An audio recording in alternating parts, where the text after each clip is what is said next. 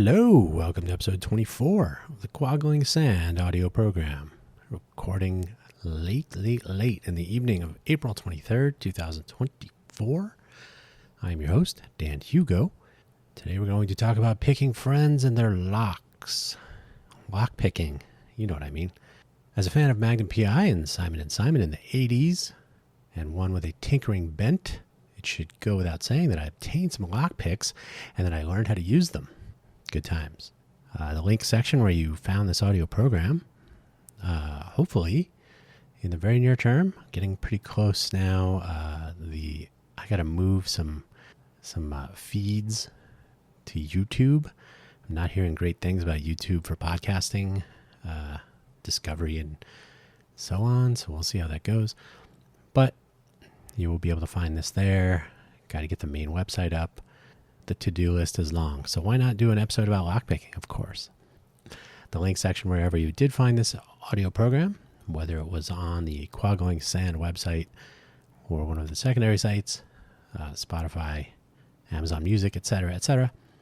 Hopefully you will see a description of this episode 24, with a couple of links, small number today.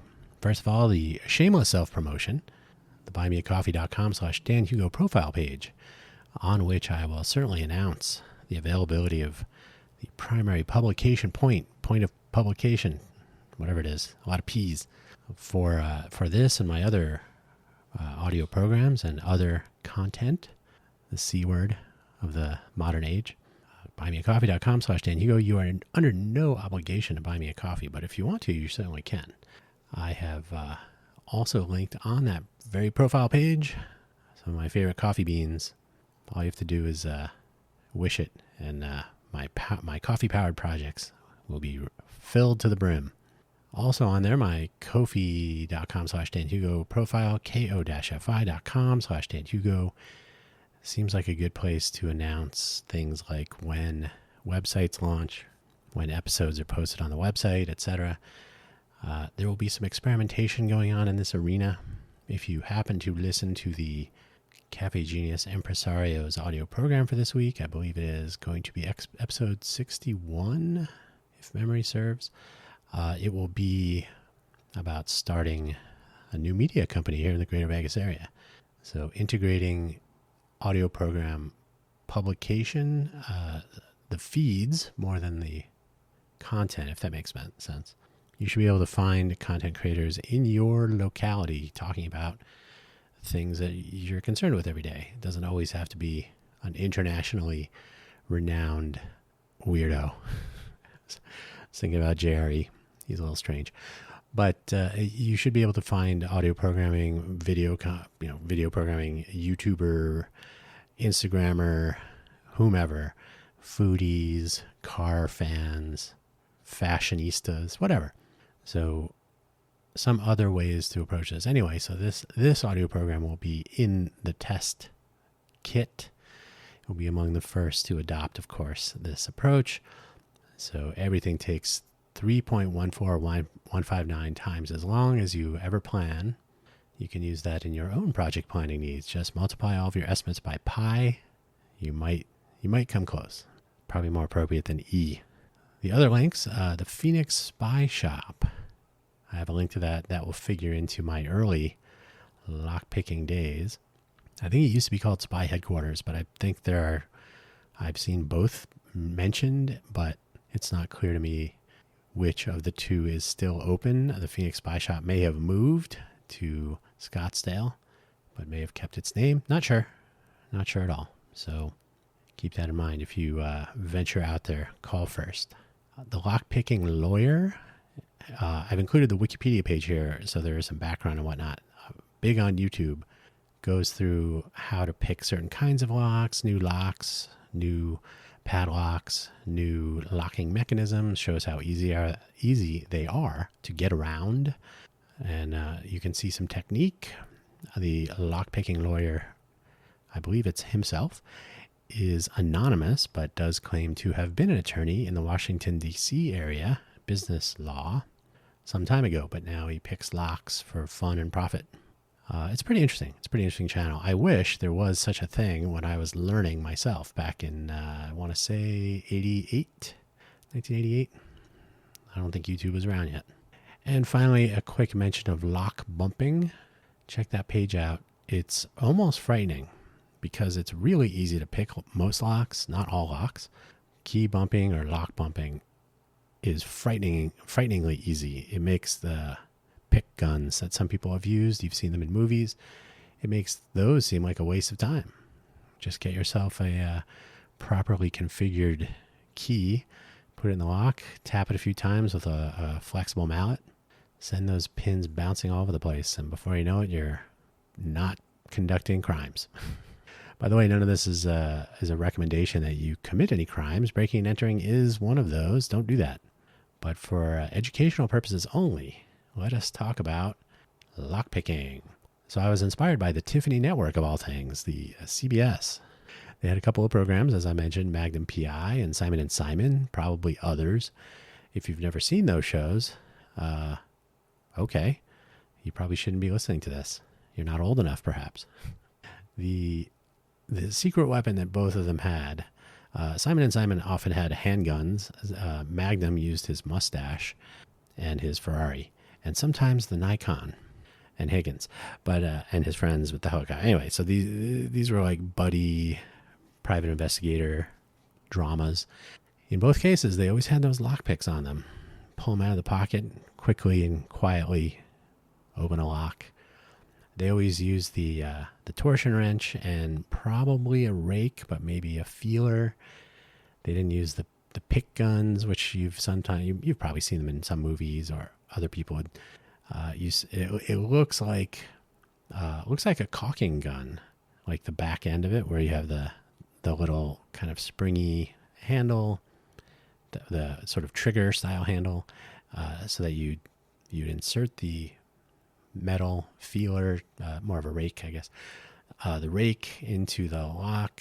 You'd apply a little torsion to it to send the tumbler off center, and then you just squeeze the trigger and it would do the raking motion. So probably more fragile than is worth playing with. I was thinking about it after I composed my notes, and I think I actually have one that I may have purchased on wish.com for $1, so it probably works great. I've never actually used it. I like the classic all manual version. So I was watching Simon and Simon and Magnum and PI at least, and I was like, is it that easy? Could it be that easy? They certainly made it look far too easy, and so that made me want to go and get some lockpicks, which was not as easy as it was to watch them do it. It could have been much more difficult, or it could have been as easy. Who knows? But getting the lockpicks was the first hurdle to get over, to locate some lockpicks of my own. There was no internet back then, of course. This was, again, about 1988, I think, approximately. I was in high school. I did have a car. I remember that. So I went to Target. I went to Tower. Tower Records had a magazine section, had friends that worked there, etc.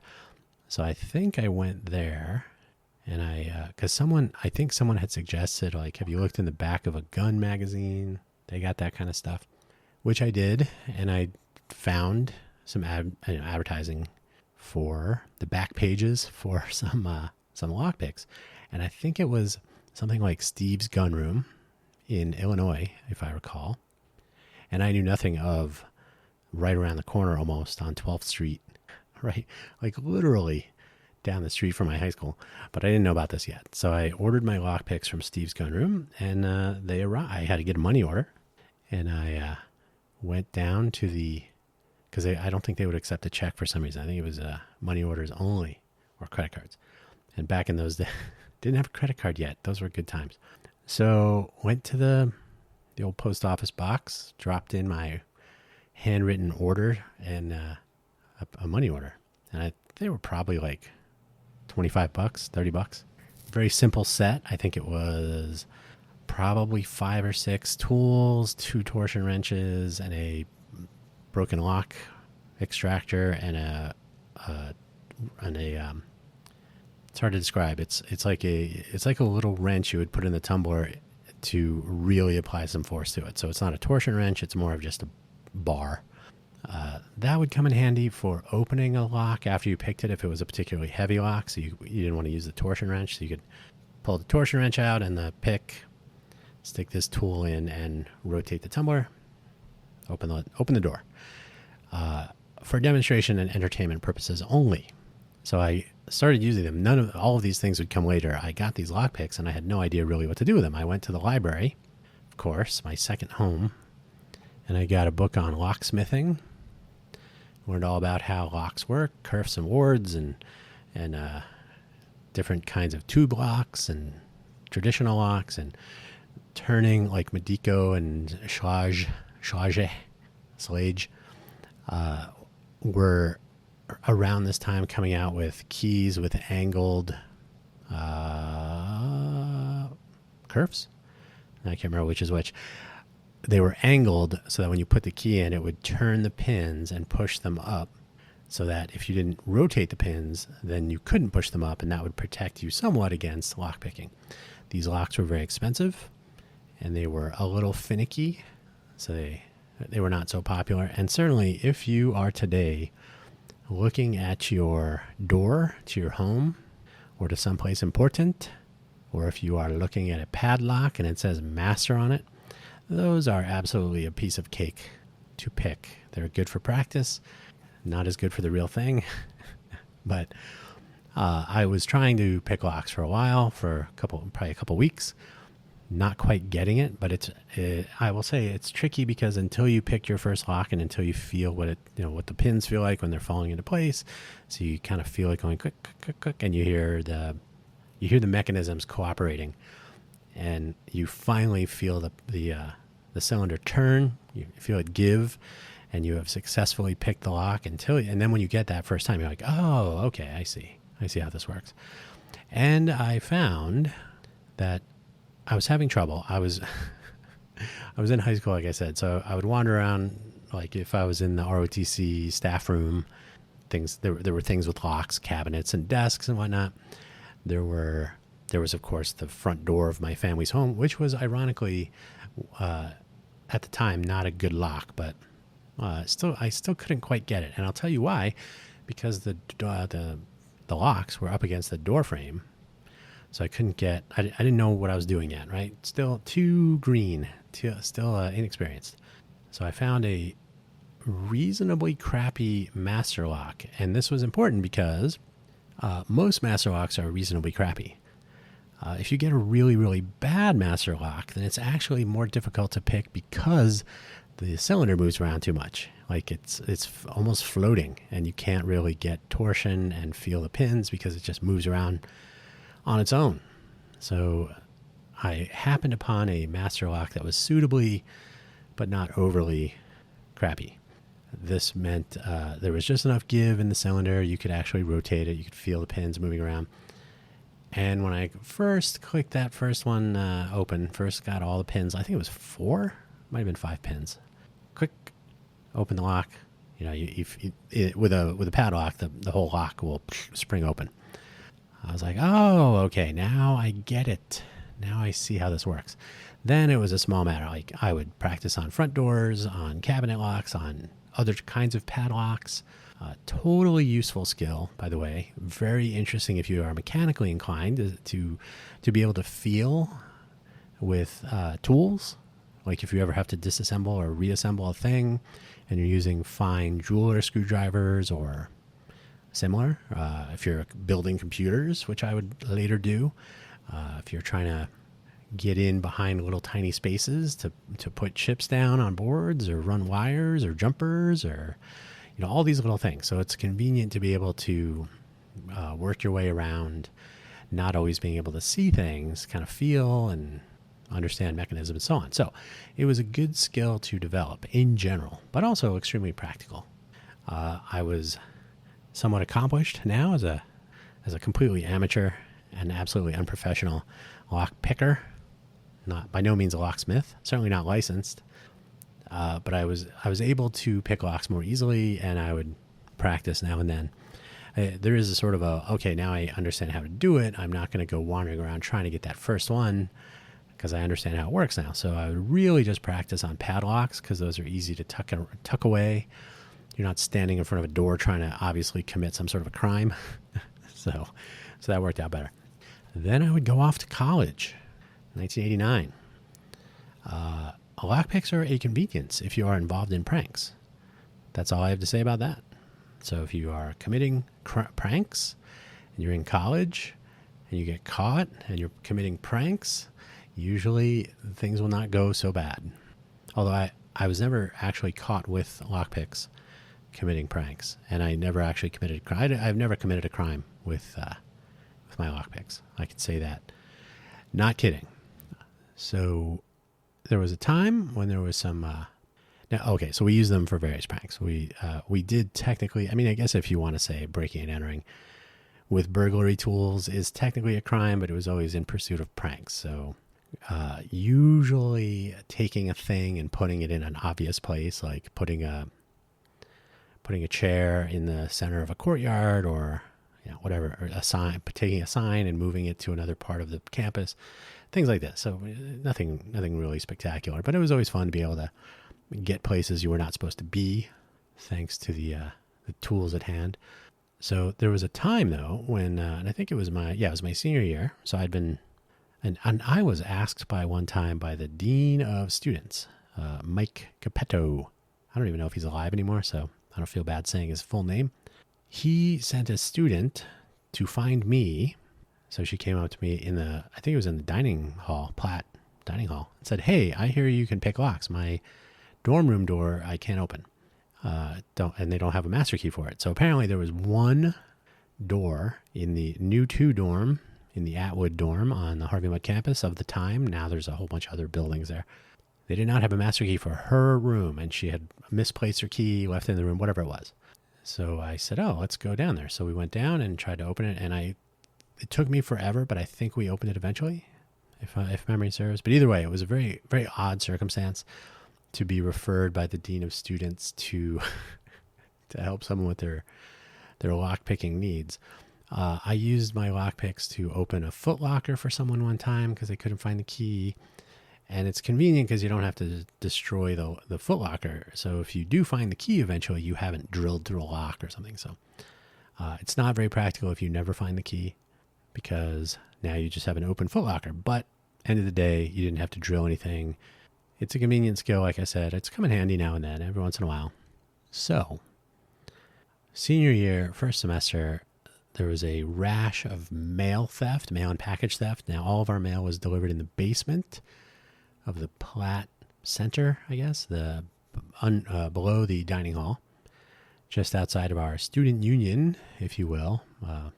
Pinball, foosball, pizza, some other stuff. So the mailroom was there. All of our mail was delivered in like an office mail setting, so like completely open, unlocked. There was no individual doors for mailboxes, so you just had your name and get your mail.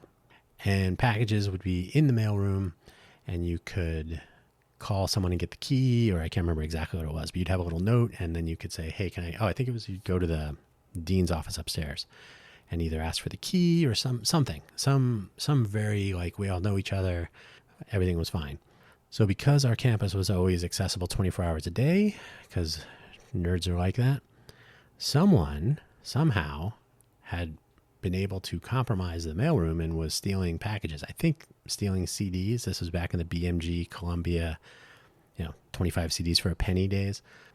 So there was some mail theft problems. So I said, I wonder if somebody has some lockpicks. And I demonstrated that the mailroom door could be opened very easily with lockpicks. I did it a couple times in a minute, right? Just done, open. So there was some concern, like, oh, that's not good. So then we were coming up on the winter break. I left my lockpicks in my desk drawer in my dorm room, and my dorm room was inside of a dorm suite.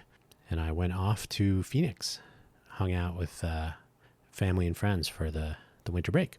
Came back, went into my dorm room, and there was only one single thing missing from my entire dorm room, which was had a computer and stereo equipment and speakers and probably a bunch of 10 for a penny CDs and stuff, which were mine.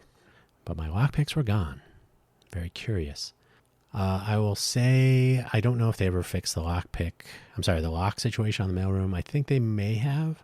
I don't know if anybody was accusing me. I don't know if anybody figured, oh, now that we have the lockpicks from that guy, no more mail theft. So I never really got a clear picture of that. I don't think that was the accusation. I'm more inclined to believe that the person that was committing the theft was able to get into my room and get my lockpicks. Why would I think that?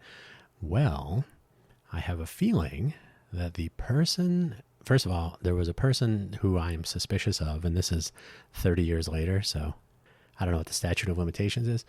I believe the person probably had a key to the mailroom or was able to copy it or got a secondary, whatever it was. So I don't think they were using lockpicks, but I think that person learned about the fact that I had lockpicks and that I was able to open the door so easily. And I'm not even kidding. By this point, I don't want to toot my own horn too badly, but I was able to open that door several times pretty quickly. So piece of cake, no problem, opening the door. The person that I am thinking of, now here's why. I'll just tell you, this doesn't matter because you won't know who this person is. I'm not going to say his name. It was a he. There was a engineering workroom, a fairly substantial space in the engineering department. If you had a clinic project, you could go in there. Now, we would eventually have clinic project rooms, so we each would have, like, you'd share it with one or two or maybe even three teams. They were pretty large. So each clinic team, and there'd be like and this is when it was just engineering. Then the clinic program expanded to cross-disciplinary and so on. But end of the day, plenty of space. So there was never really a need for this common clinic engineering workroom area, but it was convenient. They had in that room a Macintosh 2FX. Where did that come from? Well, I'll tell you. My junior year, I worked on a project for 2 semesters building a NuBus card. If you're familiar with NuBus, I'm sorry. Texas Instruments standard implemented by Apple. The 2FX was the only computer of all of the 68K Macs that implemented a reasonably fast version of the NuBus. The 840 AV implemented the proper correct version with burst and block transfers implemented correctly. In the in the later years, the 840 AV was also a 68K Mac, but it was a 68040, and it was end of the line for Power Macs, but it was the best implementation of NuBus. Anyway, because we were building a NuBus card and because we wanted a nice fast machine to develop on, our team, purchased and expensed, I think, maybe the school bought it. I can't remember. It should have been on the project budget. Bought a Macintosh 2FX. We did our project. We delivered 2 working NuBus boards, which was ridiculous because none of the 4 of us on the team had ever done anything like this before. So that's probably worthy of a completely different episode. The 2FX at the end of the year was given to the engineering department, and it appeared in the engineering workroom for all to use. So piece of cake, done. So I go into the engineering workroom one night, and this is my senior year, first semester. The computer has been donated. It's sitting there in the space there. And I come upon a person who is working with that computer, and he somehow has some components removed from the computer, and he said, oh, I'm replacing or upgrading or something. Like based on his summer job or whatever it was, he was able to do this or that or the other thing, some hand-waved excuse. I was not there exploring the use of this old computer. I was on to other things. So I was like, oh, hey, how's it going? Blah, blah, blah. And he's like, yeah, I'm okay, I'm out. A couple weeks later, maybe it was second semester even. Maybe this is where I formed my theory.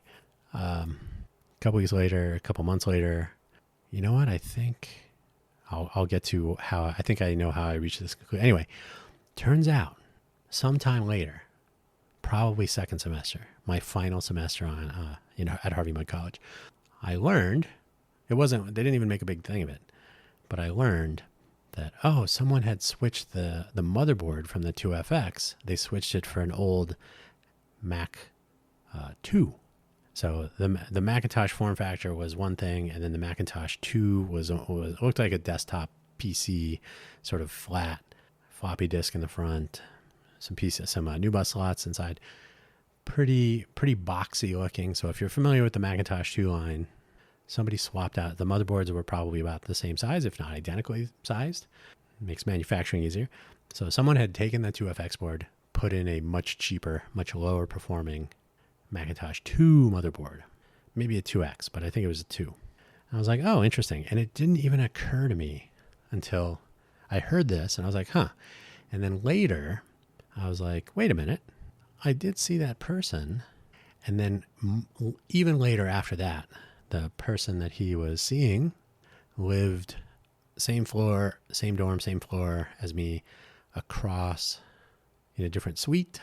So I was speaking with this person, and she said, oh, they're accusing him of taking that thing. And I was like, I did see him. Curious. I didn't really have any grounds for that, but apparently there were some other suspicions. And this is where I think that's where there were no more fingers pointing at me, if there ever were. So it occurred to me that, he knows where I live. Everybody knows where everybody lives, right? So it would have not been a big deal. People had master keys. There were so many keys floating around. It's ridiculous. Why even lock anything? In fact, we usually didn't, except for going away for the winter break. So my suspicions stopped there. I didn't really need lockpicks for the balance of my months, weeks at Harvey Mudd College. I would eventually, my big problem, which I did an episode about already, was getting a job and then getting to that job to move to the Bay Area, getting the school van, getting one of my roommates to drive up there with me so he could drive the van back, finding an apartment, all those things. These are the important things. Lockpicks would return to the scene later, years later, in fact. But I think that's what happened. So my picks were off on their own journey, possibly with a nefarious character, but we'll never know for sure. So in the modern era, I'm going to say, like I said, I know I ordered a weird, like really, really crappy credit card lockpick set. So it's a plastic sliding, it's not a credit card, but it has a sticker like it's a Visa card on the front of it. It's a little plastic sliding kit. It has a really horrible torsion wrench and a little pick. So you'd slide the thing apart. It's sort of long way. You slide it open. There's your lockpick and your torsion wrench. Okay, I think I got it for like $2. Not really worth it. Got the pick gun. I don't think I've ever used it. It was really, really not solidly constructed. Wish.com, what are you going to do? But I was curious. I was like, let me see what these are actually like in person. I'd seen them on TV, and I was familiar with how they worked, with all the reading I had done. But at some point, I did purchase more lockpicks. Trying to think. I think I have 2 sets now. I have one set that's got about maybe 15 or 20 different styles of pick with a bunch of torsion wrenches. It's a pretty big zipper case. Kind of looks like I know what I'm doing. That's kind of cool. And then I have a little kit that I can throw in a backpack, innocuous. Like nobody's going to go, hey, those are lockpicks. It'd be more like, what is that? Like a screwdriver kit or something, like a jeweler set. So it's pretty nondescript, a little nondescript thing. The other thing is a much more of a kit that you would open and fold out things, and it's got a whole bunch of doodads. So I do have those picks. I will say that I've probably used them maybe 3 times. The smaller kit, I've never really even used the big kit for anything. So I've used them just for random, like a padlock that somebody didn't have the key for, and I don't carry them around with me because I'll tell you. Here's the other thing, the other take home. Once you're no longer a minor, so when I graduated from college, well, I was in college and I was 20. I turned 22 after graduation. So I was no longer a minor, but if you're in high school, when I first got my lockpicks, I was not 18, so it would not have been a huge deal. On the college campus, nobody was running around calling police on people pulling pranks. But once you are an adult and you are roaming the streets, I remember being given this advice, as was everyone, during our senior year. Don't forget, pranks today turn into felonies after you graduate, and not too far from the truth. So I don't really carry what are called burglary tools because you can get in real trouble for that. So I don't wander around carrying my lock picks. As a rule, if I think I might need them, and I'm trying to think, I brought them to work when I worked at Jawbone. One of our interns, she was attending Caltech. She was in the Bay Area for the summer. No, she was attending Stanford. She had graduated from Caltech. She wanted to learn how to pick locks. I said, I have lock picks. She was a prodigy. So that's probably the most use that the lock picks have gotten since I've graduated from college. They come in handy now and then. The locks have gotten better. There's been a move towards digital locks. You will very often encounter a push button keypad to get into things of any import. There are companies now that will outfit entire apartment complexes with digital locks. I can say that is true.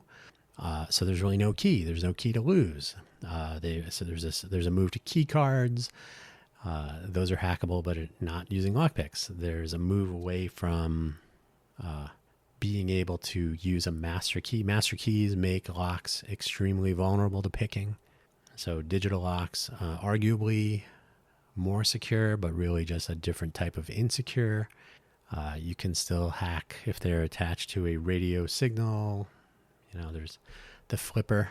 You can always get around things if you really want to. But fact is, I do still have lockpicks. Probably most convenient for the odd padlock, as a memorabilia, as a throwback to a simpler time. But I really have had certainly not in the last 2-3 years. I honestly am not. I think I know where they are, but there hasn't even been a need to track them down just in case I need them, because there's really been no need. I'm not really sure if that's good or bad, but I do recommend that you look at lock bumping or key bumping, which to me was the final straw, so to speak. Before I left my home on fire in Sunnyvale, California, I remember that's when I first learned about lock bumping. I knew how to pick the lock on this home that I was living in, but I was reading about lock bumping. They were calling it key bumping back then, but either way, I was like, the videos that were appearing showing how this worked were shocking, and apparently it is that easy. You insert a sort of a blank key that has been cut to even curves or words. Again, can't remember. Not going to look it up. You can. So you cut it so it's flat, so that when you insert the key, it will bump the pins up and down, and they'll all come to rest, lined up on this blank key that you've cut to be a generic key bump key or lock bump key. Then you have these mallets. I've seen some with like a rubber ball on the end, and they're on like a sheet metal, so they kind of flop around like almost like a whipsaw or like bending metal, right? You can use those appear to be about the best because you don't want to have direct striking. You want to have like an offset, sort of floppy. But the idea is you vibrate the key by bumping it, and it makes the pins bump up and down. So you put a little bit of torsion on the key that's in the lock. You bump the key with this mallet, so you're kind of bouncing the rubber ball end off of the key as it's sort of offset, flopping against it. And that is enough to make the pins bounce up and down. You're putting the torsion on there, and as they fall into place, you'll hear it go click, click, click, click, and then it just opens. So when I first saw these videos, I was like, oh my goodness, that's shocking. That's shocking. Why even have a key? Why even lock anything in those circumstances? Now, here's the problem, and this is why burglary tools like lock picks, like lock bumping tools, like a pick gun, other things such as these are problematic because of this. If somebody uses a lock bumper to open your door to your home, they go in, they do their thing, and they leave, and they don't lock the door. Now, you come home, you recognize, oh, my door's unlocked. What's up with this? You go in and, oh, my stuff is gone, or whatever crime has been committed. Here's the problem. You have no evidence that there was a breaking and entering. So the lock was opened as if with a key. Same with lockpicks. So there was no sign of jimmying. There was no drilling. There was no kicking doors in. There was no crowbars. There was no breaking of windows. They entered the home. Your home, from a investigation point of view, is unlocked. You don't lock your door. So there's still theft, right? There's still burglary. But the fact that the door is not locked could cause problems. It could cause headaches. It's just an extra bit of frustration, mental torture. I know I locked that door. But it really, learning about how easy it is to pick locks. Bicycle locks, I have like one of those super weird locks that well, I mean, they're all pickable, but it's a double-sided key and allegedly difficult to pick. I don't have double-sided picks, so I've never tried to open it, but who knows? But at the end of the day, the thing I learned, A, very useful skill, B, locks are never to be trusted. And if there is a master key, if there are multiple tiers of submaster keys and so on, you can throw that key away. You can throw that lock away. That lock is useless. It can be picked with once in my life. This is really difficult to do because paper clips are too flexible, but I have picked a lock with a paper clip. The lock has to be particularly crappy, but it can sort of be done. The metal in a paper clip is way too soft, so it bends too easily.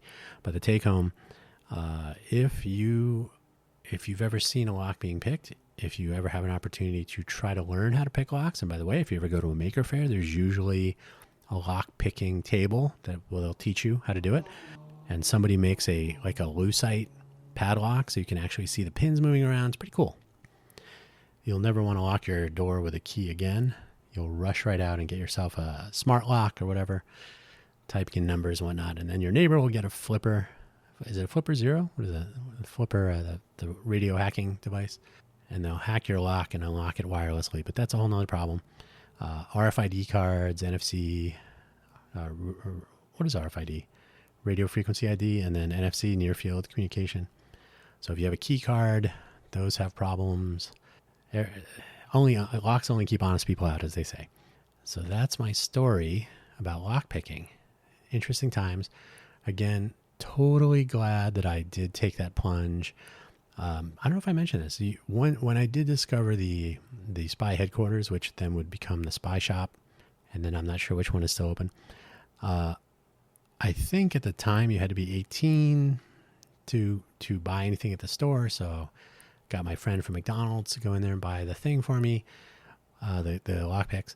But it was a fun store, and it was really just like hidden cameras and invisible disappearing ink, and I think they had some copy paper that would show evidence of photocopying. So when it was exposed to bright light, it would discolor, or it might even ignite in some way. Who knows?